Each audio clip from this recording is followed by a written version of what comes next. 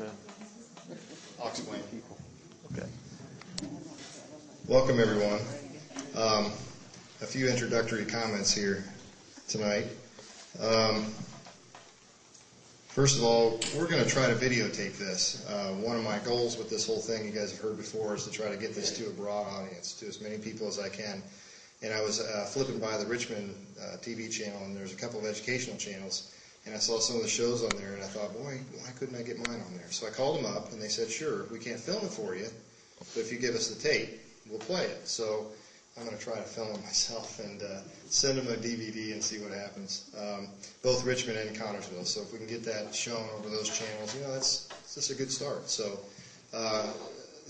one thing I was worried about was if maybe people would be uncomfortable with the camera, but we're just going to keep the camera on me, not because I'm egotistical, but because I figured nobody wanted to be on the camera. So any questions that you ask, what I'll do is I'll repeat those so that everybody can hear them, first of all, but also for the microphone on the camera, because I don't think that thing will pick up, you guys' voices out there very well. So please don't be spooked by it. It's just a camcorder, and it's going to be mainly on me. I guess introductions, probably most of you I recognize, so you've been here before, you've been here last year. My name is Dr. David Henley, I'm a psychiatrist, and the title of this talk is It's a Brain Thing, and it's a monthly, every third Tuesday of the month. It's about an hour long, and it's my attempt at trying to destigmatize not just mental illness, but also the brain in general. I mean, we all sort of take for granted our brains, and I want to try to convince folks that we shouldn't take it for granted, that it is real, that it does function in certain ways, and sometimes those pathways in the brain don't function like they should, and that leads to different pathologies or illnesses, which I call brain illnesses, which a lot of folks call mental illnesses, but there's a lot of stigma with the word mental illness, so I prefer brain illness. But this lecture is basically a different topic every month, and it's through the school year. Probably will take off in December because the third Tuesday is getting close to Christmas, and folks will probably not want to be here for that, and maybe me either. Both my kids' birthdays are around Christmas, so probably we'll take that month off. But outside of that, all the months all the way till May. The May will probably be the last one, and every month we'll do this, different topics. The end of last year, we did a little survey as to what folks might want to hear about, first, second, third, so on. And depression was number one, and dementia was the second one, and there was some other stuff that sort of tied for the third place. So this is why we're starting with depression tonight. So I guess we'll go ahead and get started. I titled this talk, Depression, What Tom Cruise Doesn't Know. And how many of you guys saw Tom Cruise or heard about that sort of those, I guess there were a couple of different things he did that were kind of bizarre on TV, and one was a interview with Matt Lauer where he went, and he's a member of the Church of Scientology, and certainly everybody's welcome to have their own opinions and everything, and so I would not take that away from him at all. But he kind of went on and he said maybe some irresponsible things about that there probably is no such thing as a chemical imbalance, and nobody needs medicine for illnesses of the brain and things like that, which really isn't based in science, although he made it sound like it was. And he also said some disparaging things about psychiatry, and so there was a lot of media hype about that, and of course.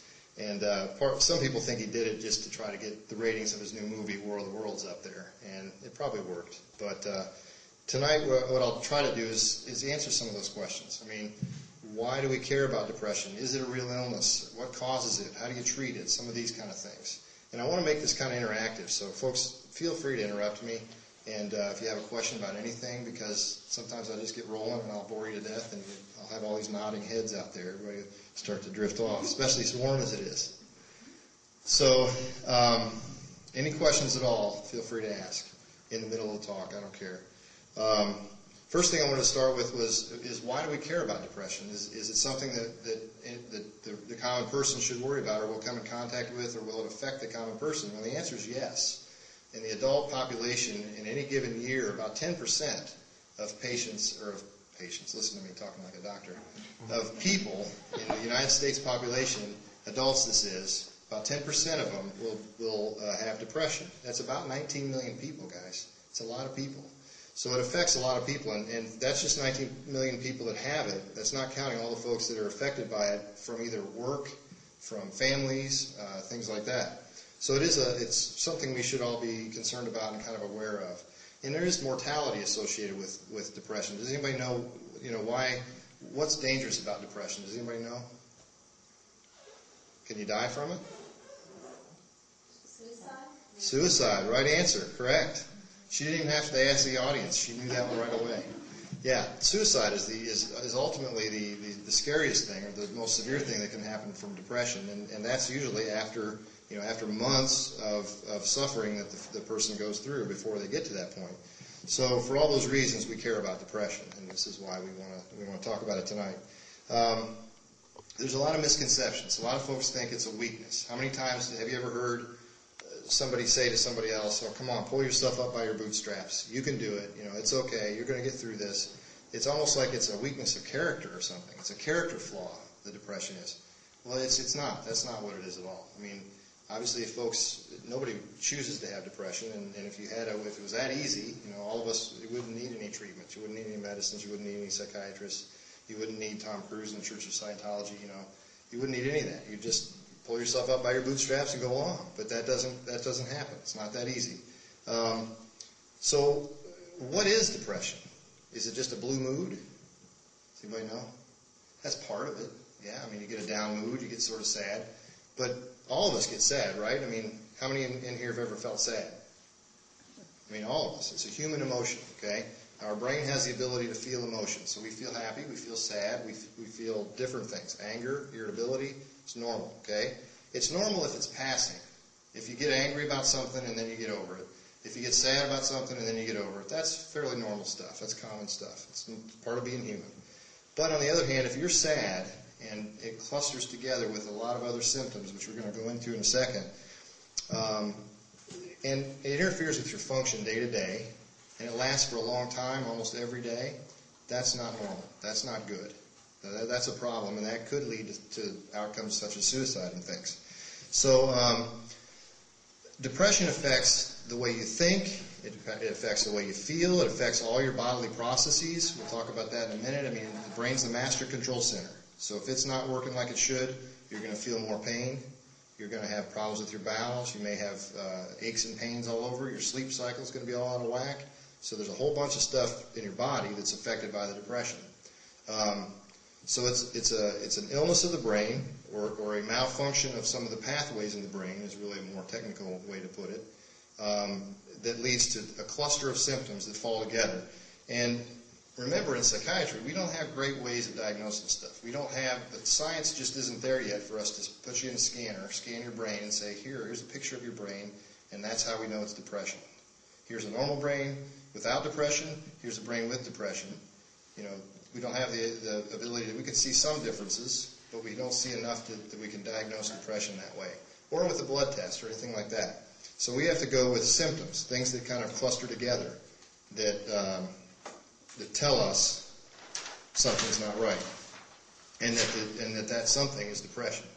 So major depression is the sort of the technical term, or clinical depression is another word for it. But major depression is what we refer to was what I'm referring to tonight. It's the illness, the brain illness. It's more than just a passing blue mood. Basically, you have to have at least 2 weeks. Usually, it's longer. By the time somebody sees me or their doctor, typically it's been going on for several months. It kicks in slow.